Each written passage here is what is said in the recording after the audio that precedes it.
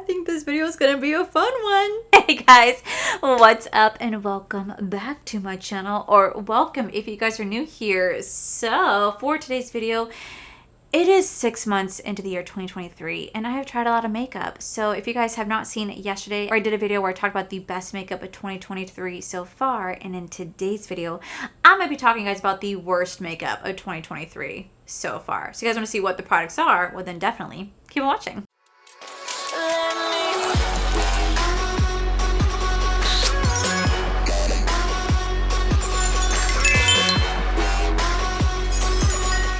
Alright guys, so obviously you guys know it is my job to try a lot of makeup because I have a beauty channel here on YouTube, and it's my job to try out makeup for you.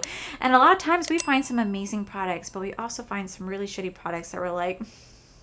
So these are just all my opinions on the products that I think are the worst of 2023. Now some of these may be your absolute favorite, and if it is, that's amazing, but unfortunately they just don't work for me, and that's okay. But it doesn't mean it's not good, it just means it's not good for me. So we're gonna go ahead and dive right on in to the base. Now the first product I want to talk about is the Flower Beauty. This is the Skin Smooth Power Matte Primer.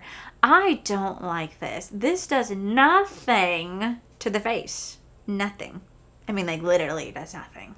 Doesn't mattify, doesn't smooth, doesn't grip makeup. It's shit. And it should be trashed. And I am going to be doing a declutter series next week on my channel, and guess what's not going to make this, guess it's not going to make the cut. No, I really don't like this. I feel like it did nothing for the skin. I tried it out, and I feel so bad because I've tried so many Flower Beauty products, and every single product I've tried has just not been good, and I don't know why. It's kind of sad because I love Drew Barrymore, and I'm kind of like, I'm sorry. Next, we have the NYX. This is the Professional Makeup Freezy product right here, and I really wanted to love this. I thought this would be so cool, but man, it itches my face. I cannot describe it other than every time I put this on, my face immediately starts to itch, and I don't know what it is. Like, it is just super weird, and I don't know. I've tried this several times, and every time I put it on, I just have the strongest urge to itch my face, and I don't know if it's because maybe I'm having like an allergic reaction to it, but then my face is not getting red, it's not breaking out, so it's just making my face like super itchy. It's because I have hair on my face. Like, I don't know what it is. I find myself, this does nothing for me. It does nothing for the makeup application. It doesn't last, and it's super itchy, so I really just don't like this product. Then we have these two primers right here from L'Oreal. So we have the up to 24-hour pore minimizer primer and up to 24-hour matte setting primer. Both of these suck ass. I'm sorry, they just don't work. This is nothing for the pores. Literally does nothing for the pores or the makeup application, doesn't make it last all day. No. And then we have the 24-hour matte setter. Again, doesn't do anything. Doesn't mattify the face. I get super oily when wearing this, and pairing it with my favorite foundation that's amazing for oily skin, this does nothing. And I just don't like it. I don't like either one. And I really wanted to because they're like barely used at this point. So this is probably something that I would definitely pass along because I don't want them to go to waste. But they're not good. And it's really surprising because I really do love like the L'Oreal Infallible Pro Matte Foundation and the L'Oreal Infallible up to 24-hour foundation. Phenomenal. But the primers, y'all, they need to work on their primers. Next, we have foundations. So starting off, we do have the Flower Beauty. This is the Light Illusion Flower Beauty Foundation. I got this because I did a video with Heather Austin where we picked each other's worst makeup products, and I hated this. This was so greasy, so high shine, not the right color match, and it sucked. It just sucked. I really wanted to love this, but again, this was just not meant for me. And you know, it's kind of more of my fault because I got something that I know is not meant for oily skin. But sometimes I can make products like that work. I couldn't make this work. Next, we have the L'Oreal Mercier. This is the Real Flawless Weightless Perfecting Foundation. I've tried this several times and it just sucks ass. It just sucks. It doesn't do anything for the face. I get super oily when I wear this. I just wasn't a fan, and I just really wanted to like this because it's like a high-end brand, but I don't know. I couldn't find myself like liking it a lot, and I even did like a repurchase or trash. I tried this out several times, and even then I just couldn't get into this. It wasn't for me. Next, we have the Maybelline. This is the Super Stay up to 24-hour hybrid powder foundation. Y'all, this went viral all over TikTok. I got this, and at first I loved it. At first I was like, this is beautiful. It's going on really beautiful. It's lasting all day. It's beating my liquid foundation. And then we tried it again. And when we tried it again, it was peeling, it was lifting, it wasn't giving the same effect that it did before. I tried this several times since, and I just cannot get it to work the way I did the first time. I don't know what I did differently. I even watched that video to see what I did. It doesn't work, and doesn't do what it did to Michaela and her TikTok. So it tells me that she was probably lying. But yeah, I couldn't get this to work. And I really do want to love powder foundations, because I know powder foundations are supposed to be really good for oily skin. There's only one powder foundation that I find myself actually gravitating to when I want to do a no makeup look, and that is the Estee Lauder. This is the Double Wear Stay in Place Matte Powder Foundation. Now this is great. I was an idiot and I bought a refill, so I never bought the real foundation, like compact that comes in. I bought the refill, but guess what? I use this when I go to the parks, like at Disney, and I want to have like a makeup look, because I know I don't want to sweat. I go into that. No. And last but not least, now this one, y'all were like mad at me, and I'm so sorry, but I feel like I'm the only one in the world that doesn't like this foundation, and I have tried it so many times. But it is the L'Oreal True Match Super Blendable Foundation. I don't like this. I would have gotten this in the right shade. I picked the wrong shade, so that's my fault. I look like Casper the Friendly Ghost. However, I just did not like the application of this. I have tried this so many times for you guys, and I don't know what to do. I just don't like this foundation. Why are you the way that you are? Honestly, every time I try to do something fun or exciting, you make it not that way. And it's so sad because so many of you guys love this foundation. I've had Angelica reach out to me about it. I've had Heather reach out to me about it. Teresa has. They're all like, we love it. I'm just like, I hate it. Like, I don't know. It just doesn't work for me. My skin is just like, does not like it. I do not react well to it. So yeah, I'm really sorry, y'all, but I did not. No. Next, for concealers, I only have two concealers sitting in front of me. The first one is the Maybelline. This is the up to 30 hours Superstay Maybelline concealer. I just found that this did nothing for my under eyes. It cracked, it creased, it didn't really brighten, it was too thin. I just wasn't a fan of the formula, and it didn't last for 30 hours like it claims. But I'm also not wearing my makeup for 30 hours, but like wearing it for like 12 hours. I did definitely see like separating from the lids, the eye, and I don't know, I couldn't get into this. I wanted to love this, but yeah. Not for me. And then we have the Makeup Revolution. This is the IRL Filter Finish concealer. Y'all, just wasn't a fan. I wanted to love it. I tried it. I wanted to love it. Just did nothing for me. I just found the other concealers I tried this year are just so much better. I never reach for this anymore. So it's something that I just knew that I'm not a fan of. I tried it, but I'm not a fan. For setting powders, I only have two setting powders that I really didn't like this year. The first one being from Well People. I got this in a PR unboxing, and I just found that this was really shitty. I didn't care for the powder. It just didn't do anything to the face. It didn't mattify the skin as much as I wanted to.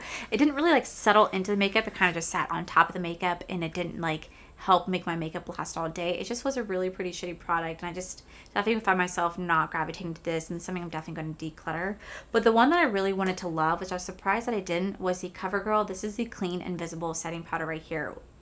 Let's talk about this. I can't describe, I wish I can get you guys to see. Anytime I tap this out into the lid, it forms these really weird balls, and they kind of jump in the lid. I don't know what that is. It's kind of scary. It's like, are you alive?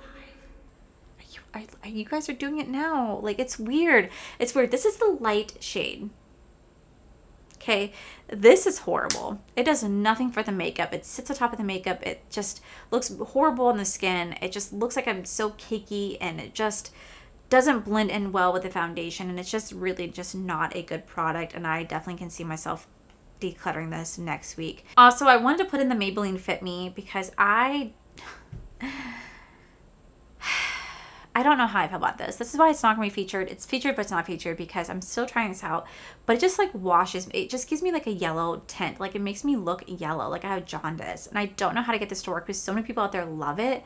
And I'm just kind of it makes my skin nice and blurred. It does look beautiful on the skin, but it gives me this yellow tint. I don't know. Moving on to bronzers. There's only two bronzers this year that I really tried that I just wasn't a fan of. And the first being the Milk Makeup. This is the Bionic Bronzer. First off, when I put this on my skin, water comes out of it. It doesn't blend well on the skin. It's too deep for my complexion, and I just found myself really not liking this product. I think I prefer their stick bronzers over the liquid. The liquid was just too intense, too much. So I was not a fan of this one. Same thing with the Low Light from Flower Beauty. This is their contour wand. This dries way too quickly. It lifts up my foundation. It just kind of gives me a gray cast, and I don't know. It's not a good product. Unfortunately, I really want to love Flower Beauty, but I just feel like I said, every product I've tried from them has just been kind of a disappointment. I feel like this brand, I think they need to work on some of their products, honestly. For blushes, I think I've only tried 2 blushes that I wasn't a fan of. The first one being the blusher right here from Made by Mitchell. I just found this not to really work well with my foundation. It didn't want to blend. It just kind of like stuck onto the skin and just very difficult to get it to work. Was not a fan of this. Definitely would not repurchase this. Same thing with my Wet n Wild. This is the Hello Halo. This had like no pigment on either side. No pigment. I really wanted to love this because I know the Wet n Wild has amazing highlighter formula. They have great highlighter formula.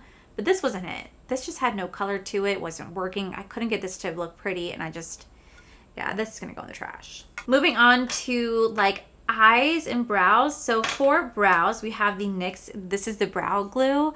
And this sucked. I have tried this so many times. I've tried it putting on before I fill my brows. I tried putting on after I fill my brows. I did everything you guys told me to do in my comment section. Several times you guys told me how to do this. I can't get it to work. I don't like it. I also realized I don't really like the fluffy brows. For me, maybe because I have really thick brows. Like when I have fluffy brows, like really fluffy brows, I look like Sasquatch. I don't look good. So this is something that just... no, I just can't get into. Then for mascaras, I have 5 mascaras sitting in front of me. The first one we have is the Milani tubing mascara right here. To me, this is just so wet. It clumps my lashes together, okay? It clumps them together. Then it just disperses like this just wetness. They just look so wet. They stick together. It smears all over the lid. It doesn't do anything to separate or lift. It just makes them look gross. A wet, gross mess that just spreads black mascara on top of my lid. It just doesn't do anything. This is definitely going to go in the trash. Then we have the Magic. This is the MAC Magic Extension Mascara. This is so dry. Like, I really wanted to love this. And it looks like it's nice and wet, but when I put in the lid, it like barely does anything for the lashes. It's supposed to be like a fiber base, but it just looks so dry on my lashes. It doesn't lift them, doesn't separate them, doesn't even like put any mascara on. It's just, I probably might have gotten a bad product, but it just... not good. Then we have the MAC. This is the Lash Dry Shampoo. Now, I have tried this several times. Applying this 6 or 7 hours into my makeup because it's supposed to put, you're supposed to put on your lashes, and it's supposed to be like a drying shampoo where it like revitalizes your lashes, coats them back up again, separates anything that's been like clumped together, remove any like clumpy mascara, and it doesn't do anything. It literally doesn't do anything. It doesn't separate. It doesn't remove the product. If anything, it just pulls on my lashes. Like, it literally feels like I'm pulling my lashes off when putting this product on. I have not noticed my lashes being better, looking better, nothing. This to me was just a gimmick, and I fell for it, and this is gonna go straight in the trash. Then we have the Maybelline. This is the Falsies Surreal Mascara. I really wanted to love this mascara because I love a good drugstore mascara, but I don't know. I just feel like this didn't do anything. Didn't do anything. Wasn't exciting. Didn't lift. Didn't curl. Didn't really do anything. Kind of a disappointment, and I don't ever find myself reaching for this. So, and then lastly, for mascara, so many people out there ended up loving this mascara. I feel like I'm one of the only few that didn't, but we have the L'Oreal Telescopic Lift Mascara. You guys already know Mascara Gate. This went viral all over the internet. I happen to have it before it went viral, and I just don't care for it. Like, I like the concept where it's flat on one side, then you turn it this way. So like, you apply your lashes this way, then you turn it this way to like separate, and you're supposed to coat it several ways. I just found that one, it was too wet, so definitely spread across the lid, and it just didn't give me the lift that I love. Like, normally L'Oreal has some amazing mascaras, but this to me just wasn't one of them. I couldn't find myself loving it the way that I do other mascaras from L'Oreal. So I definitely have tried this so many times, and I feel like these are one of the only mascaras I genuinely did not like from them, and I really wanted to because so many of you guys said how beautiful it is.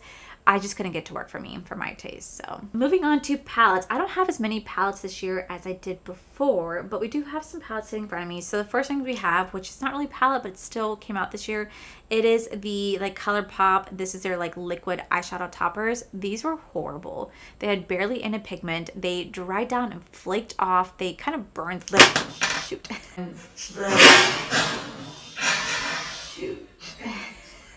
It kind of burned the lid a little bit. They're super pretty in here, but I just did not like the product. I have tried these several times, and I cannot get it to work for me to save my life.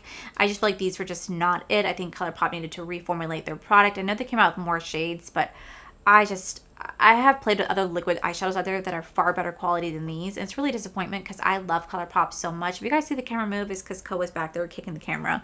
But I love ColourPop so much, and it's just one of their only few products they've come out with that I really genuinely do not like. And I just feel like these were not good. Then for palettes, we do have the Pat McGrath. This is the Star Wars collection. Beginning of the year, I tried these out, and while the formula isn't bad, it's the experience that I had with Pat McGrath and the experience of the Star Wars collection that really kind of tainted it for me and just really made it like the worst of 2023 in my opinion. While these ones are pretty, they definitely were not the colors that I wanted them to be. Like, I feel like they could have done a better job with the color scheme with each of the colors in here. They did not really hit the mark. Packaging was pretty, execution of the shadows was horrible, but then you actually had the main Star Wars palette, and that to me was something I was so unbelievably excited to get. I don't have it now because it is returned to Pat McGrath, but I was so excited to get that palette and just experience the disappointment of it just being a repackaged palette with just a sticker on it that cost me $129, $130. And that palette had been on sale for 4 months prior for $74. Was really disappointment, was really, really disappointing to me because I was so excited to make my first like big Pat McGrath purchase like that. But then to deal with the customer service was hell. It was hell. I got my money back, but it was like pulling teeth to get them to refund me.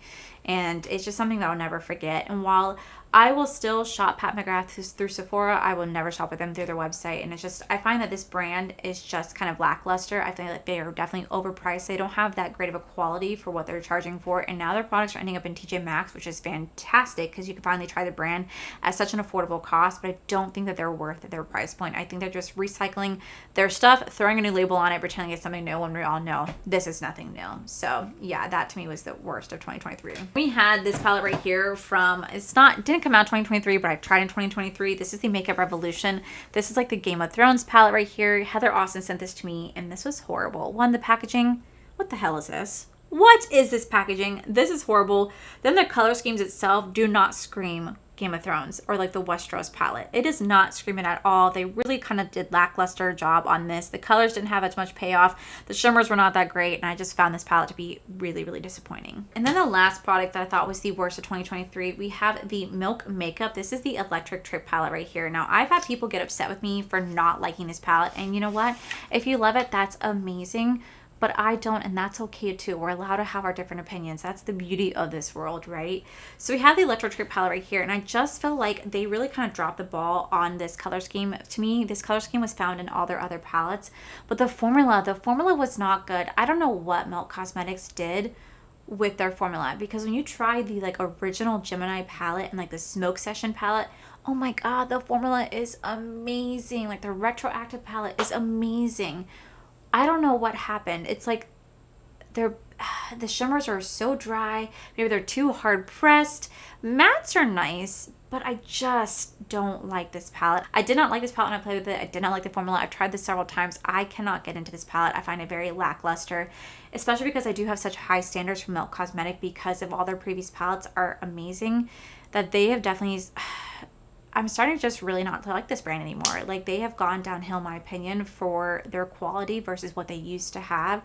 And I'll always cherish some of the palettes I have. I will always cherish the palettes that I have. But I just feel like their formula and what they're charging for, it just doesn't equate anymore. And I just was really disappointed in this particular palette. And not to mention, people have been finding mold in their Milk Cosmetics palette. Like Teresa did a video not too long ago where she showed off her Gemini 2 palette from Milk Cosmetics, and it has mold in it.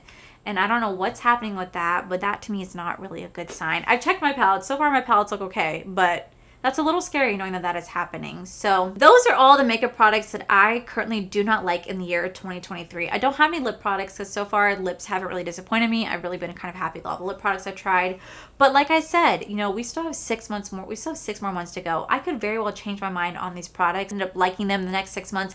I don't know, but that is kind of the beauty of this whole thing, is to keep trying out these products, keep seeing what I love and what I don't love. And if things work for me, that's amazing. But if they don't, that's okay too. It's the beauty of it all. So yeah, guys, that is it for today's video. Let me know down below what you guys saw in this video. Were there products that you really loved? Were there products you really hate? Like, let me know down below. And I really hope you guys like this video. It's a great way for me to kind of see what I want to keep and what I want to declutter for next week, and to kind of make it an easy base point for me when I do this video again in 6 months to see, do I still feel the same way about these products? So yeah, that is it for today's video, guys. If you guys enjoyed today's video, please make sure you guys give this video a cheeky thumbs up. Don't forget to subscribe to my channel if you guys have not already, because I do post 4 to 5 videos every single week. Make sure you guys head over to my other channels, R for the Life, where you guys get to see my cool, wonderful adventures, my amazing husband, Corey. And as always, the biggest thank you goes to these beautiful, wonderful Patreon members you guys see right here. Thank you guys so much for everything.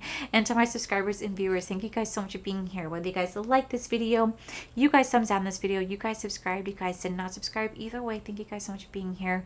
I love and appreciate each and every single one of you. So with that said, guys, I love you, and I'll see you guys in my very next video.